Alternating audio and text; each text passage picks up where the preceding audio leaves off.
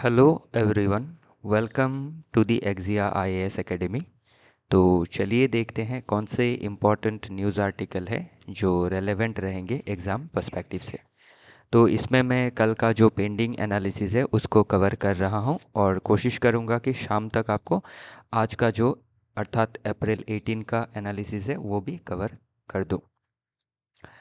तो इसमें जो भी टॉपिक रहेंगी उसका मैं आपको समरी बताऊंगा और एग्ज़ाम पॉइंट ऑफ व्यू से कौन से चीज़ों में आपको ध्यान देना होगा फॉर प्री एंड मेंस उसको बताने की कोशिश करूंगा, ताकि आपका प्रिपरेशन जो है वो सिलेबस के हिसाब से, प्रीवियस ईयर क्वेश्चन पेपर के हिसाब से रेलेवेंट रहें और आप उन्हीं चीज़ों में ध्यान दें जो चीज़ें एग्ज़ाम में पूछी जाती हैं।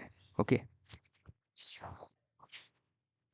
तो चलिए देखते हैं आज का पहला आर्टिकल। तो आज का पहला आर्टिकल बात करता है regarding north eastern region of India and south east Asia. तो इसमें अभी जो हमारा लुक ईस्ट पॉलिसी है उसके बारे में हमें समझना होता है। तो लुक ईस्ट पॉलिसी कब लिया गया? 1991 में। तो इसका बैकग्राउंड क्या था? लुक ईस्ट पॉलिसी का लेने का क्या वजह था कि 1991 में हमने न्यू इकोनॉमिक पॉलिसी ली थी, जिसके तहत हमने लिबरलाइजेशन, प्राइवेटाइजेशन एंड ग्लोबलाइजेशन किया था। तो उसके लिए हमें डिफरेंट जो मार्केट है उसको एक्सप्लोर करना था। तो इसीलिए इंडिया ने इंडिपेंडेंस के बाद 1991 तक जिन जगहों में फोकस नहीं किया था उन जगहों में फोकस करना स्टार्ट किया, और उसी में हमारा पहला फोकस था आपका जो साउथ ईस्ट एशिया में जो नेशन है, एशिया के जो साउथ ईस्ट रीजन में है। और साउथ ईस्ट रीजन के जो एशियन आपके नेशन है वो आपके एक रीजनल ग्रुप में क्लब्ड है।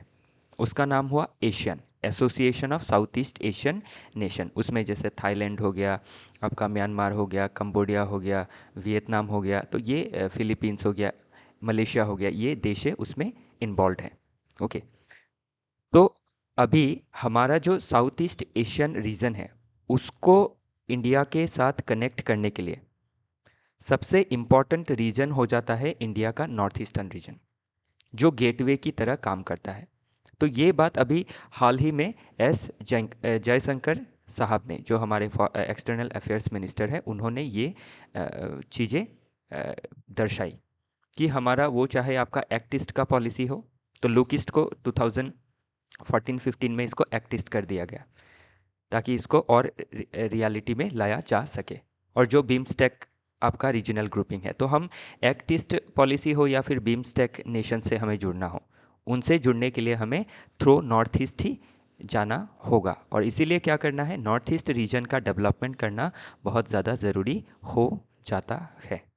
तो इसी के बारे में हाल फिलहाल में आपके जो हमारे मिनिस्टर ऑफ एक्सटर्नल अफेयर्स है उन्होंने मेंशन किया। तो अभी ये जो आर्टिकल है ये ओवरऑल आपके यूपीएससी के मेंस के लिए इम्पॉर्टेंट हो जाता है और एपीएससी के लिए इम्पॉर्टेंट हो जाता है, क्योंकि नॉर्थ ईस्ट के बारे में जिक्र किया गया है। तो नॉर्थ ईस्ट के जितने भी स्टेट पीसीएस है उसके लिहाज से आपको एक तो नॉर्थ ईस्टर्न रीजन पूरा, इसका ज्योग्राफी, इसका हिस्ट्री, इसका एथनिसिटी, कल्चर, सभी चीज़ें समझनी ज़रूरी रहेंगी। फिर साउथ ईस्ट एशिया में जो एशियन है, एशियन के बारे में आपको प्रीलिम्स में पूछा जा सकता है कि एशियन कब फॉर्म हुआ? 1967 में अंडर बैंकॉक डिक्लेरेशन। ओके, फिर बीम्स्टेक कब फॉर्म हुआ? 1997 को। फिर इनके हेडक्वार्टर्स कहाँ पे है? रिसेंट जो समिट है वो कहाँ पे हुई? रिसेंट समिट में आपके कौन से आउटकम्स निकल के आए, इनके बारे में pre as well as mains में पूछा जा सकता है। तो अभी इसमें क्या है, नॉर्थ ईस्ट के ऊपर फोकस्ड रखना होगा अगर हमें साउथ ईस्ट एशियन रीजन से जुड़ना है तो उस लिहाज से क्या है, क्वेश्चन बन सकता है। तो अभी क्या है, नॉर्थ ईस्ट रीजन खुद में एक बहुत ज़्यादा पोटेंशियल रीजन है, वो चाहे आपके रिसोर्स वाइज हो या फिर एथनिसिटी वाइज हो। तो इससे क्या है, हम नॉर्थ ईस्टर्न रीजन के ज़रिए इंडिया के साउथ ईस्ट एशियन रीजन से इकोनॉमिकली, डिप्लोमेटिकली, कल्चरली जुड़ सकते हैं। ओके, तो इसके लिए क्या कर रही है गवर्नमेंट? डिफरेंट जैसे आपके कनेक्टिविटी प्रोजेक्ट्स लेके आ रही है, जैसे India Myanmar Thailand trilateral highway projects. Okay, जो क्या करेगा, एशियन नेशंस को कनेक्ट करेगा विथ इंडिया। इसमें आपका इकोनॉमिक पोटेंशियलिटी भी देखा जा रहा है, इसीलिए ये डेवलप किया जा रहा है। फिर आपका Kaladan multimodal transit project भी है, जिसके तहत क्या करना है, आपका नॉर्थ ईस्ट इंडिया को साउथ ईस्ट एशियन रीजन से जोड़ना रहेगा। तो इसमें आपका जो कलकत्ता पोर्ट है to Sittwe port in Myanmar connect किया जाएगा। तो ये सभी चीज़ें क्या है, प्रीलिम्स में पूछी जा सकती है कि ये जो आपका कालाधन मल्टी मॉडल ट्रांजिट प्रोजेक्ट है ये किससे किसको जोड़ रहा है। फिर पूर्वोदय स्कीम लिया गया है ताकि जो नॉर्थ ईस्ट का इकोनॉमी है उसको रिवाइव किया जा सके और डेवलपमेंट लाया जा सके। और इसमें फोकस एरिया क्या क्या है, इंफ्रास्ट्रक्चर है, इंडस्ट्रियल क्लस्टर्स डेवलपमेंट है, स्किल है, लॉजिस्टिक्स डेवलपमेंट है, टूरिज्म का डेवलपमेंट है।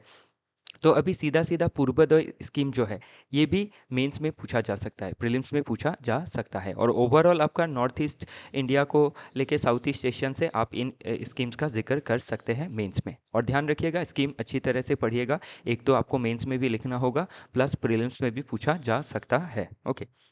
फिर आपके इन्वेस्टमेंट का क्लाइमेट कैसा है, इन्वेस्टमेंट या फिर इकोनॉमिक डायमेंशन से अगर देखा जाए तो हम कौन से डिफरेंट आपके इन्वेस्टमेंट या कॉमर्स पॉलिसी ले रहे हैं। तो इसमें नॉर्थ ईस्ट एक टूरिज़्म हब है, इसमें इको टूरिज़्म हो या कल्चरल टूरिज़्म हो या फिर एडवेंचर टूरिज़्म हो। ओके। फिर आपके हमारे जो नॉर्थ ईस्ट के यूथ है उनको स्किलिंग के ज़रिए, बेटर एजुकेशन के ज़रिए, स्टेम एजुकेशन में साइंस टेक्नोलॉजी इंजीनियरिंग मैथमेटिक्स के ज़रिए हम क्या कर सकते हैं, ह्यूमन रिसोर्स की तरह बना के इनका जो एम्प्लॉयमेंट है उसको इंश्योर कर सकते हैं। फिर डिजिटल इंक्लूजन जो अभी भी चल रहा है तो इनको क्या करना है, 100% करना ज़रूरी रहेगा। और क्या सेक्टोरल स्ट्रेंथ देखा जाता है नॉर्थ ईस्ट में, एग्री हॉर्टिकल्चर में नॉर्थ ईस्ट बहुत आगे है, ऑर्गेनिक टी में, स्पाइसेस में, बेम्बो में, फ्लोरिकल्चर में। फिर हैंडलूम में तो बहुत ज़्यादा एक्सपर्टीज़ है, हैंडीक्राफ्ट में बहुत ज़्यादा एक्सपर्टीज़ है, तो मैसिव पोटेंशियल है फॉर ट्रेड। तो इन चीज़ों को हम क्या कर सकते हैं, एक्सप्लोर कर सकते हैं। तो आपको क्या है, जो पोटेंशियलिटी है, स्ट्रेंथ है, वो भी गिनानी पड़ेंगी। ओके। तो ये चीज़ें समझनी ज़रूरी रहेंगी, तो ध्यान रखिएगा। बाकी ये जो भी चीज़ें हैं इसको आप पढ़ने की कोशिश कीजिएगा, समझेंगे। तो बिम्स्टेक हो गया, आसियान हो गया, BBIN हो गया, एक्टिस पॉलिसी हो गया, इनके ऊपर क्या है, प्री में क्वेश्चन बन सकता है। और मेंस में आप क्या करेंगे, जब भी एक इन जनरल क्वेश्चन लिखेंगे तो पासिंग रेफरेंस में आपको इन सभी चीज़ों का मेंशन करना ज़रूरी रहेगा। ओके। क्वेश्चन किसी तरह से भी बन सकता है, बस आपको पढ़ के चीज़ों को क्या करना है, जो इन्फॉर्मेशन है, जो कॉन्सेप्ट है, उसको गैदर करना है ताकि आपका प्री मेंस दोनों ही क्लियर हो। नेक्स्ट आर्टिकल बात करता है shaping a response to the US reciprocal tariff. तो अभी जो यूएस का रेसिप्रोकल टैरिफ है उसके लिए हम कैसा रेस्पॉन्स ले सकते हैं, क्या रेस्पॉन्स हम शेप कर सकते हैं। तो इसके बारे में ऑलरेडी बहुत सारी आर्टिकल डिस्कस की गई है, फिर भी मैं थोड़ी बहुत चीज़ें इसमें आपको बताने की कोशिश करूँगा। तो जो अप्रैल 2 में यूएसए ने टैरिफ इम्पोज किया तो डिफरेंट नेशन के ऊपर डिफरेंट रेट आपके लगाए गए हैं, लगभग 60 देशों के ऊपर टैरिफ को हाइक किया गया। लेकिन क्या हुआ, इसके बाद इसको हॉल्ट कर दिया गया फॉर 90 डेज। लेकिन एक जो आपका यूनिफॉर्म 10% जो टैरिफ है वो अभी भी लगा हुआ है। लेकिन ध्यान रखिएगा, जितने देशों में टैरिफ लगाए गए थे, जो मॉरेटोरियम दिया गया है अर्थात रोक लगाया गया है 90 डेज़ के लिए, उसमें चाइना में रोक नहीं लगाया गया है। इसमें इट मीन्स चाइना के ऊपर जो टैरिफ है वो लगा ही रहेगा। तो इस सिचुएशन में इंडिया इसमें कैसे रिस्पॉन्स कर सकता है, तो अभी हमें क्या करना है, एक जो हमारा डोमेस्टिक कैपेबिलिटी है उसको बढ़ाना है, मैन्युफैक्चरिंग में, इंडस्ट्रियल सेक्टर में, एग्रीकल्चर में क्वालिटी प्रोडक्ट्स हमें डेवलप करने हैं, उसके लिए हमें R&D डेवलप करना होगा। फिर जो आपके फॉरेन डायरेक्ट इन्वेस्टमेंट है उसको रिसीव करने के लिए जो बायलैटरल इन्वेस्टमेंट ट्रीटीज़ है उनको ओवरहॉल करना होगा। फिर डीरेगुलेशन लाना होगा देश के अंदर, स्किलिंग लाना होगा, R&D में जो स्पेंडिंग होता है रिसर्च एंड डेवलपमेंट में उसको बढ़ाना होगा ताकि हम बेटर प्रोडक्ट बना सके। इसके बाद ये सभी हो जाने के बाद हम अभी एक्सपोर्ट कहाँ करेंगे, उसके लिए हमें क्या करना है, जो वर्ल्ड के डिफरेंट रीजन है यूएसए को छोड़ के, यूरोपियन यूनियन के साथ हमें जो रिश्ता है, इकोनॉमिक रिश्ता, उसको बेटर करना है। जो फ्री ट्रेड है उसको बढ़ाना है। फिर आपके जो साउथ के नेशन है, साउथ मतलब साउथ हेमिस्फीयर के जो नेशन है आपके, वो चाहे साउथ अमेरिका हो या फिर अफ्रीका हो या फिर अदर एशियन नेशन हो, उनके साथ हमारा जो ट्रेड एंड कॉमर्स है उसको और बढ़ाना होगा, ताकि हमारा जो एक्सपोर्ट है उसको हम डाइवर्सिफाई कर सके। और इसी के साथ जो इंटरनेशनल लेवल में ट्रेड को आपके गवर्न करने के लिए जो डिफरेंट बॉडी है उनको रिजुविनेट करना होगा। For example world trade organization, ताकि जो वर्ल्ड में ट्रेड एंड कॉमर्स है वो रूल बेस्ड तरीके से हो। और इसमें क्या कर सकता है इंडिया, एक अच्छा रोल प्ले कर सकता है with global south nation. Okay, तो ये चीज़ें इसमें मेंशन की गई है। बाकी और एक बात आपको मैं इसमें बताना चाहूँगा कि जो डब्ल्यू है, ओके, तो डब्ल्यू के बारे में थोड़ा फैक्चुअल इन्फॉर्मेशन आप देख लीजिएगा कि कब फॉर्मेशन हुआ इसका। 1995 में हुआ। फिर जो एग्रीमेंट ऑन एग्रीकल्चर है उसके अंदर आपके blue box, green box, amber box subsidy का मैकेनिज्म है वो क्या है। ओके, फिर इसमें आपके कितने मेंबर नेशंस है, मुझे जितना ध्यान है 166 के लगभग इसमें मेंबर नेशंस है, तो इसको आप ध्यान रखिएगा। ओके, फिर जैसे एमएसएमई सेक्टर का बात आते ही हमें मुद्रा जो योजना है उसके बारे में जानना ज़रूरी होता है। फिर ये जो योजनाएं हैं ये कैसे वर्क कर रही है, ये हमें क्या करेगा प्रीलिम्स में क्वेश्चन करने में मदद करेगा, और मेंस में तो ओवरऑल हम आंसर लिख पाएंगे। ओके, तो बाकी जो भी चीज़ें अभी तक बताई जा रही है उसी का ये वैल्यू एडिशन है, तो इसको एक बार आप देखिएगा। बाकी जो भी इसमें ब्रिक्स है, आरसीईपी है, रीजनल कॉम्प्रहेंसिव इकोनॉमिक पार्टनरशिप, तो ये चीज़ें थोड़ी आपको देखनी ज़रूरी रहेंगी फॉर प्रीलिम्स। ओके, फिर India Pacific Indo Pacific economic forum क्या है, जो एमएफएन प्रिंसिपल है डब्ल्यूटीओ का, मोस्ट फेवर्ड नेशन प्रिंसिपल, वो क्या है, तो ये जाननी ज़रूरी रहती है। ओके, तो चलिए देखते हैं अगला आर्टिकल। नेक्स्ट आर्टिकल बात करता है अबाउट अंबेडकर जी के बारे में।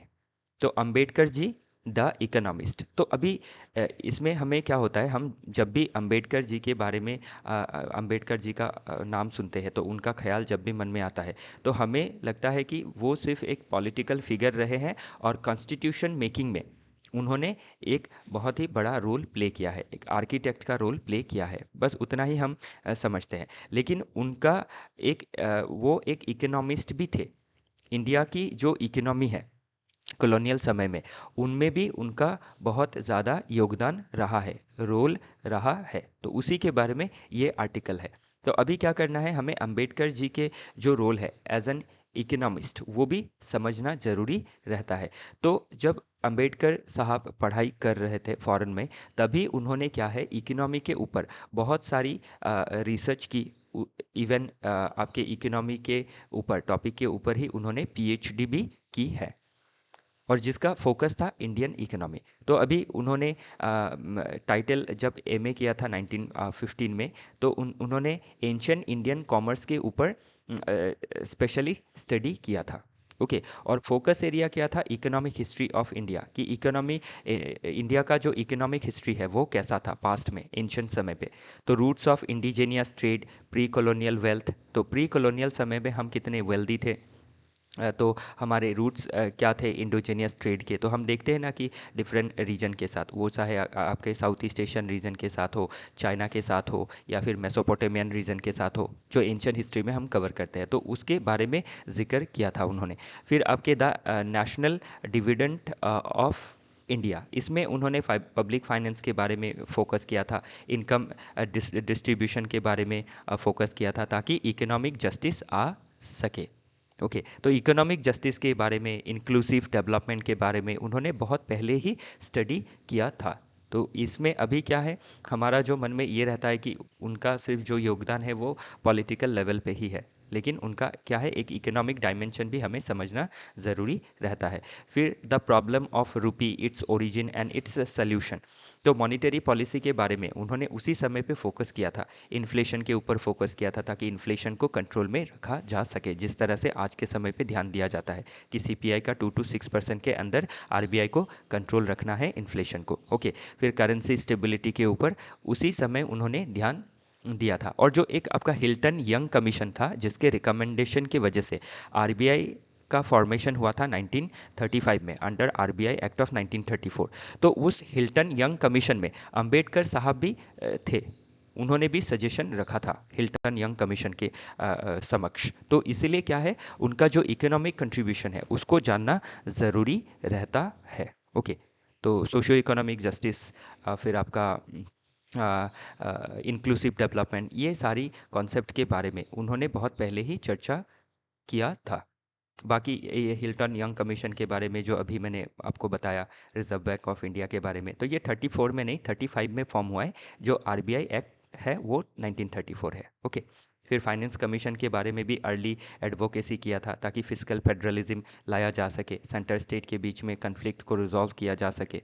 ओके, तो ये सभी चीज़ें क्या है देखनी ज़रूरी रहेंगी, तो ध्यान रखिएगा। तो और अंबेडकर साहब लेबर मेंबर भी थे आपके वाइसरॉय काउंसिल में 1940 टू 46। तो ये सभी चीज़ें कभी प्रीलिम्स में पूछी जा सकती है और मेंस में ओवरऑल जब आपको कंट्रीब्यूशन लिखना होता है तब ये चीज़ें आप मेंशन कर सकते हैं। चलिए देखते हैं अगला आर्टिकल।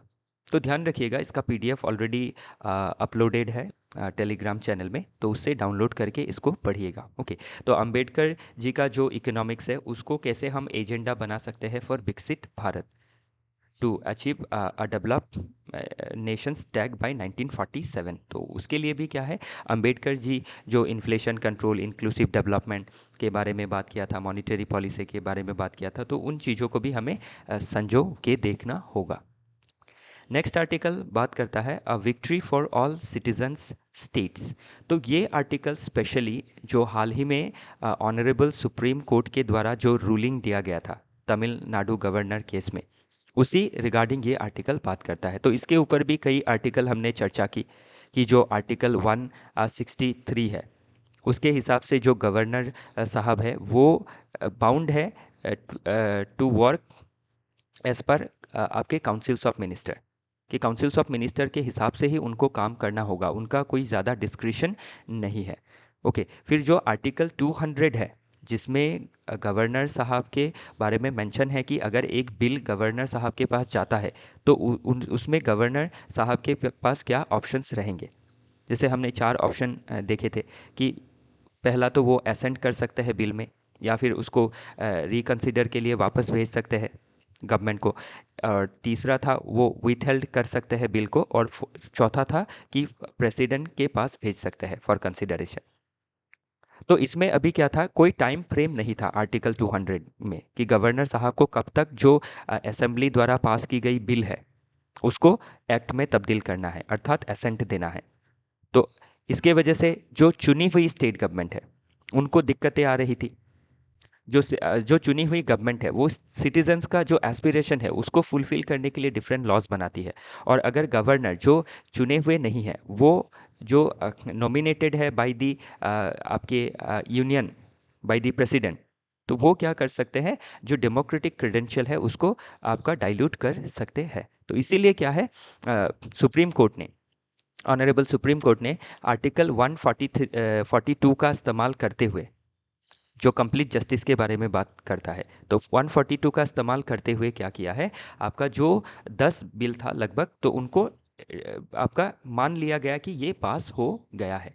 और इसी के साथ इस जजमेंट में 3 महीने का एक टाइम फ्रेम भी दे दिया है कि 3 महीने के अंदर गवर्नर जो है स्टेट के साहब, उनको जो बिल है उसमें डिसीजन लेना पड़ेगा, नहीं तो जो जुडिशरी है वो जुडिशियल रिव्यू कर सकेंगी। तो इससे क्या हो जाता है, जो एक आपका मनमना सा जो स्वभाव देखा जाता है आपके स्टेट गवर्नर्स में, वो अभी ख़त्म हो गया है बाय दिस जजमेंट। तो इससे क्या है, ये किसकी जीत है, सिटीजन्स एंड स्टेट्स की। और इसमें जो हमारा फेडरलिज्म का स्ट्रक्चर है ये भी क्या होता है, स्ट्रांग होता है। तो इन फ्यूचर मेंस में क्वेश्चन बनने की संभावनाएं पूरी रहेंगी इस टॉपिक से, तो मैंने ऑलरेडी ये बताया था। और मैंने ये भी आपको ध्यान में दिलवाया था कि जो आर्टिकल, डिफरेंट आर्टिकल डिस्कशन में आ जाती है वो एग्ज़ाम में पूछी जा सकती है।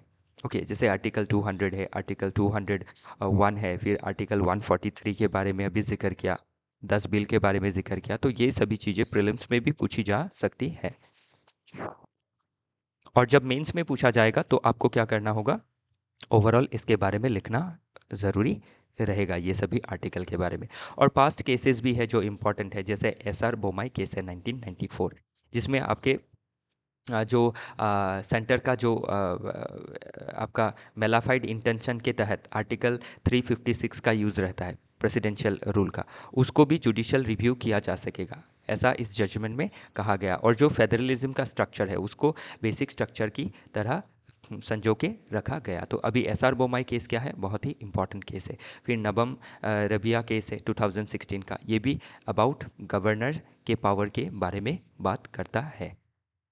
ओके कि उनके पास बहुत ज़्यादा डिस्क्रिशनरी पावर नहीं है, उनको चुनी हुई गवर्नमेंट के हिसाब से, जो आर्टिकल 163 कहता है कि govern is bound by the aid and advice of the state cabinet, तो वो मान के चलना पड़ेगा। तो अभी आर्टिकल 163 भी इम्पॉर्टेंट रहेगा। ओके तो बाकी ये जो भी केसेस है, केशवानंद भारती केस, तो इसको बेसिक स्ट्रक्चर जजमेंट भी कहा जाता है।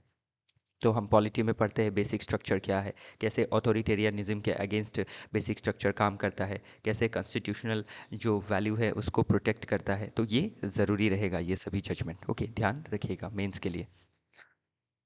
चलिए आगे, इसमें एक मॉडल क्वेश्चन भी दिया गया है, इसको भी आप करके इसको भी आप कर लीजिएगा। ओके प्रीलिम्स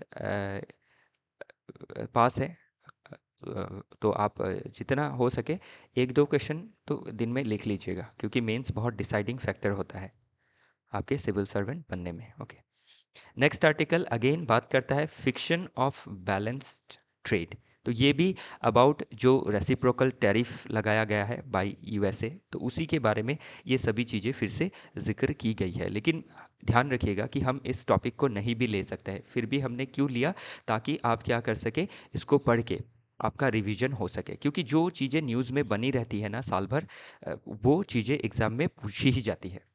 ओके सीधे हो या आपके डायरेक्ट हो या इनडायरेक्ट तरीके से पूछ लिया जाता है, तो इसीलिए दे दिया ताकि आपका इसमें रिवीजन हो जाए। तो इसको एक बार देखिएगा। ओके ऐसे दो तीन टॉपिक है जो आपको खुद से पढ़ने से समझ में आ जाएगा, अगर पास्ट की आपने एनालिसिस देखी है तो। नेक्स्ट है ट्रम्प एंड ट्रेड, तो अगेन उसी के बारे में जिक्र हो रहा है। ओके तो ये भी आप एक बार पढ़िएगा। तो ये जो भी चीज़ें कनाडा, मैक्सिको, अभी इसमें खाली एक पॉइंट ये बताया गया है कि जो ट्रम्प साहब है उन्होंने जो टैरिफ लगाया है, इवन उन्होंने जो आपके अपने खुद के बहुत पुराने एलाइज है उनको भी नहीं बख्शा है। जैसे कनाडा को नहीं बख्शा है, ऑस्ट्रेलिया को भी नहीं बख्शा है, इसमें फिर साउथ कोरिया को, जापान को, सभी को एक ही लेंस में देखा है। ओके तो इससे क्या है, आपका जो एक अनसर्टेनिटी देखा गया है, जो बाईपास किया गया है डिफरेंट जो मल्टीलैटरल इंस्टीट्यूशंस है लाइक डब्ल्यूटीओ, उसके बारे में ये आर्टिकल बात करता है। तो ये अभी क्या है, ग्लोबल गवर्नेंस के पॉइंट ऑफ व्यू से इंपॉर्टेंट रह सकता है कि ग्लोबल इकोनॉमिक गवर्नेंस में अगर कोई देश इतना मनमना सा स्वभाव रखेगा और ऐसे लॉज या फिर टैरिफ पास करेगा, तो उससे क्या होगा, ग्लोबल लेवल में एक क्याटिक सिचुएशन देखने को मिल सकता है। फॉर एग्जाम्पल जैसे 1930 में ग्रेट डिप्रेशन देखने को मिला था, तो वही चीज़ें इसमें मेंशन की गई है। तो ये जो भी इवेंट है ना, इसको आपको लिंक करके देखना ज़रूरी रहेगा। ओके चलिए देखते हैं अगला आर्टिकल। इसमें भी एक मॉडल क्वेश्चन दिया गया है। तो अभी बाकी जो भी आपके डिफरेंट नेशन है उनके साथ इंडिया को, अगर इंडिया के लिहाज से देखें तो जो फ्री ट्रेड एग्रीमेंट्स है उनको स्ट्रेंथन करना ज़रूरी है, like Asian, European union, United kingdom, Japan, Australia. Okay तो ये सभी जो देश है इनके साथ हम अगर स्ट्रॉन्ग इकोनॉमिक टाइज रखेंगे तो उससे क्या है, हमारे जो यूएसए से आने वाली शॉक है उससे हम निपट पाएंगे। ओके नेक्स्ट आर्टिकल बात करता है make America Maoist as soon as possible. तो ASAPA का मतलब हो गया एज सुन एज पॉसिबल। तो अभी जो ट्रम्प साहब का रोल है ना, वो आपके जो माओइस्ट रेजिम था, जो फर्स्ट चाइनीज काउंटर पार्ट थे आफ्टर 1949। तो माओ आपके क्या है, आज का जो चाइना है उसके आप फादर कह सकते हैं उनको। उन्हीं ने आपके कम्युनिस्ट रेवोल्यूशन के तहत 1949 में कम्युनिस्ट चाइना या फिर पीपल्स रिपब्लिक ऑफ चाइना का निर्माण किया था। तो उस समय जब माओज़ेडंग थे, तो उन्होंने जो माओइस्ट आइडियोलॉजी है या फिर जो कम्युनिस्ट आइडियोलॉजी है उसके अलावा किसी भी आइडियोलॉजी को टॉलरेट नहीं किया था। और उन्होंने एक कल्चरल रेवोल्यूशन का स्टार्ट किया था, जिसके तहत उन्होंने जितने भी आपके माओइज्म के या फिर कम्युनिस्ट पार्टी के खिलाफ थे उनको उन्होंने एलिमिनेट किया था। तो इसमें आप देख सकते हैं कि जो आपके माओ थे उस समय, माओज़ेडंग उनका जो रोल था बड़ा ही ऑथोरिटेरियन था। दूसरे आइडियोलॉजीज़ को वो टॉलरेट ही नहीं करते थे, कोई इंस्टीट्यूशंस का को नहीं मानते थे, उनका ही रूल चलता था या फिर कम्युनिस्ट पार्टी का ही रूल चलता था और कम्युनिस्ट पार्टी में उनका रूल था। तो आज के यूएस में अगर हम कंपैरिजन देखें तो आज के समय पे आप देख सकते हैं कि यूएसए में डोनाल्ड ट्रंप साहब भी डिफरेंट इंस्टीट्यूशंस के जो नॉर्म्स है उनको फॉलो नहीं कर रहे हैं। वो चाहे आपके डोमेस्टिक इंस्टीट्यूशंस हो या फिर आपके इंटरनेशनल इंस्टीट्यूशंस, चाहे वो आपके यूएनओ हो या फिर वर्ल्ड ट्रेड ऑर्गेनाइजेशन हो। ओके, तो उनका पेरिस क्लाइमेट एग्रीमेंट से विड्रॉ करना, डब्ल्यूएचओ का जो एड है उसको हटा देना, यूएस एड को ख़त्म कर देना, फिर आपके जो यूएसए के अंदर जो भी इंस्टीट्यूशंस है उनको अंडरमाइन करना। तो इससे ये पता चलता है कि उनका जो रुख है वो जो माओ ज़ेडुंग थे उनके रुख की तरह सिमिलर ही है। जो इंस्टीट्यूशनल जो सैंक्टिटी होता है, जो रूल बेस्ड ऑर्डर होता है, उसको वॉयलेट करता है और एक पर्सनालिटी ड्रिवन पॉलिसी को सपोर्ट करता है। तो उसी के बारे में ये आर्टिकल बात करता है। तो इसमें अभी आपको क्या है, इस आर्टिकल से आपको क्या समझना है कि जो भी इंस्टीट्यूशन है, ओके, वो चाहे आपका देश हो, देश में गवर्नमेंट हो या फिर डिफरेंट इंस्टीट्यूशंस हो, कोर्ट हो आपका, या फिर आपका एग्जीक्यूटिव हो, लेजिस्लेचर हो, पुलिस हो, या फिर आपके एजुकेशन इंस्टीट्यूशन हो, कोई भी इंस्टीट्यूशन हो, वो इंस्टीट्यूशंस रूल के तहत चलने चाहिए, ना कि किसी पर्सनालिटी के, ना कि किसी पर्सन के हिसाब से, उनके मोटिव के हिसाब से चलना चाहिए। तो उसी के बारे में ये आर्टिकल दर्शाता है कि अगर पर्सन के हिसाब से चलने लगा तो जो रूल ऑफ लॉ है, जो इंस्टीट्यूशनल सैंक्टिटी है, जो डेमोक्रेसी है, जो पीपल के राइट है, वो स्टेक पे आ जाते हैं और एक केओटिक सिचुएशन, एक ऑथोरिटेरियन सिस्टम चालू हो जाता है। तो इसमें आपको मेन वैल्यू को समझना है। इसमें अमेरिका एक एग्जाम्पल की तरह काम कर रहा है, माओइज्म एक माओइस्ट एक एग्जाम्पल की तरह काम कर रहा है, लेकिन आपको समझना है जो मेन मुद्दा है, इंस्टीट्यूशंस की जो ऑटोनॉमी है, उसको, जो सैंक्टिटी है, उसको कैसे वायलेट की जा रही है फॉर पर्सनल वेंडेटा। वही चीज़ें इसमें मेंशन की गई है। तो इसको ध्यान रखना ज़रूरी रहेगा, क्योंकि ऐसे में कोई इन जनरल टॉपिक आता है तो उसमें आप इन चीज़ों को मेंशन कर सकते हैं। एथिक्स में आप मेंशन कर सकते हैं इसका। ओके, इसका इस्तेमाल डिफरेंट पेपर में रहेगा। नेक्स्ट आर्टिकल बात करता है आपके time to reverse a rash of quality control orders. तो अभी क्वालिटी कंट्रोल ऑर्डर्स होते क्या है? तो जो हमारा इंपोर्ट एक्सपोर्ट होता है ना, उसमें क्वालिटी को चेक किया जाता है। कोई सामान इंपोर्ट हो रहा है तो उसमें क्वालिटी चेक किया जाता है, और क्वालिटी कंट्रोल ऑर्डर्स किसके द्वारा लाए जाते हैं? By BIS, bureau of Indian जो आपके स्टैंडर्ड्स है, वो क्वालिटी कंट्रोल ऑर्डर के साथ जुड़ी हुई है। तो अभी आपके जो भी हमारे इंपोर्ट हैं, ओके, तो अभी इंपोर्ट में क्या होता है, सिर्फ फाइनल गुड्स नहीं आता है, उसमें इंटरमीडिएट गुड्स भी आता है। तो फाइनल गुड्स क्या हो गया, जिसको हम सीधा यूज़ कर सकते हैं, कंज्यूम कर सकते हैं। ओके, जैसे एक कार हो गया, पूरा बन के आया है तो वो एक फाइनल गुड्स हो गया, लेकिन कार के डिफरेंट पार्ट्स आपके आ रहे हैं, ओके, तो वो हो गया इंटरमीडिएट गुड्स।